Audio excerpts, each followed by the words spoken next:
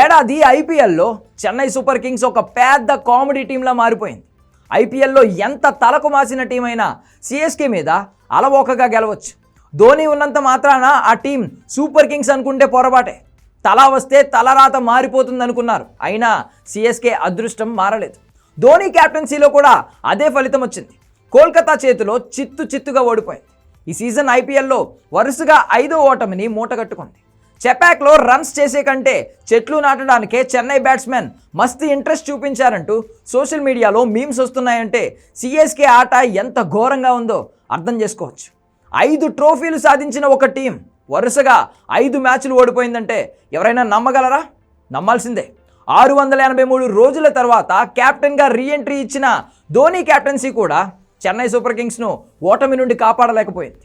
Kolkata night రైడర్స్తో జరిగిన మ్యాచ్లో 20 ఓవర్లలో చెన్నై 103 పరుగులకే పరిమితమైంది. ఈ 103 పరుగులు చేసేందుకు కూడా సిఎస్కే బ్యాటర్లు పడిన తిప్పలు అన్నీ కావు. పవర్ ప్లేలో 2 వికెట్లు కోల్పోయి 6 ఓవర్లకు 31 పరుగులు మాత్రమే చేసింది. ఐపీఎల్ 2025 సీజన్లో second lowest power play score చేసిన టీంగా చెన్నై అపఖ్యాతిని మూటగట్టుకుంది.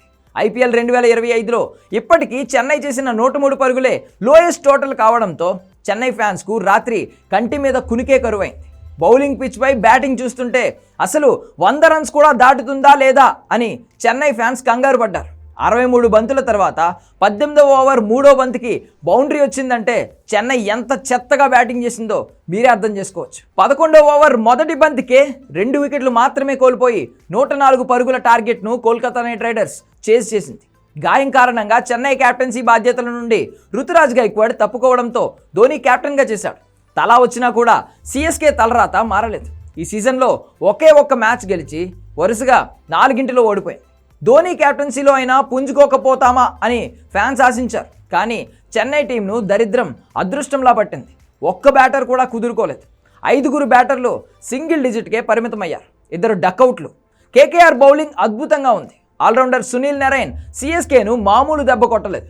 4 ఓవర్లలో 13 పరుగులు మాత్రమే ఇచ్చి త్రిపాఠి, జడేజా, ధోని ముగ్గురిని పెవిలియన్కు పంపించాడు. అటు హర్షిత్ రాణా ఇంకో ఎండ్ నుండి వరుణ్ చక్రవర్తి బౌలింగ్తో బ్యాటర్ల భరతం పట్టారు.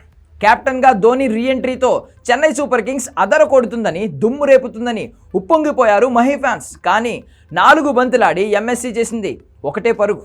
ఓవరాల్గా ఫేట్ మారుతుందని ఆశించిన ఫ్యాన్స్కు నిన్న రాత్రి కాలరాత్రిగానే మిగిలిపోయింది.